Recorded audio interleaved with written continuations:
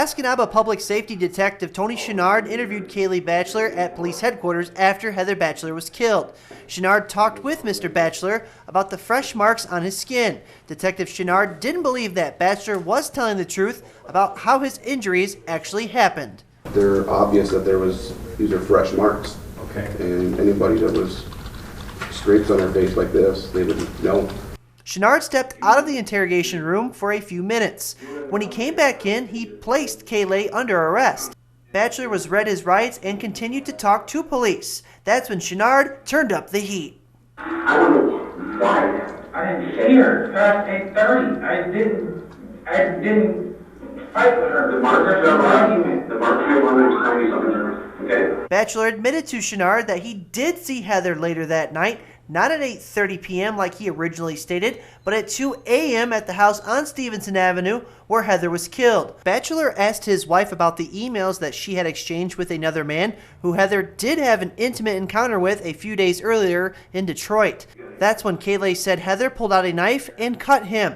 Mr. Batchelor told police that Heather was alive when he left the house. After the interrogation videos were shown, Detective Chenard read Kallay's written statement that he gave to police, and it definitely raised a few eyebrows. She sat at the edge of the bed, one hand behind her, and the other still on the knife. Knife stuck her again. This time it went a little deeper. She leaned forward and rolled to the floor.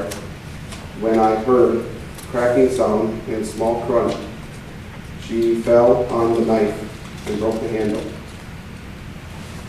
She rolled to her back, gasping for air, and died right in front of me. Members of the Michigan State Police Forensic Unit testified on Friday. The team based out of Marquette processed the murder scene for evidence. A search warrant was also executed at Kallay's apartment, where police came up with an interesting item. We found a t-shirt that I believe is supported blood stain, and so we collected that item as well. The lab did verify that it was human blood on Kallay's shirt, but they could not identify if it was Kallay's DNA or Heather's DNA. Then, for the first time during the trial, Kallay showed some emotion. The video shot by the forensic team was shown in court, showing Heather's body and the knife that was still lodged in her throat. Kallay had a hard time watching that video. The trial was expected to last 8 days. However, at this point, things are ahead of schedule. The trial will resume Monday morning at 8. In Escanaba, I'm Jerry Taylor for ABC 10 and CW5 News Now.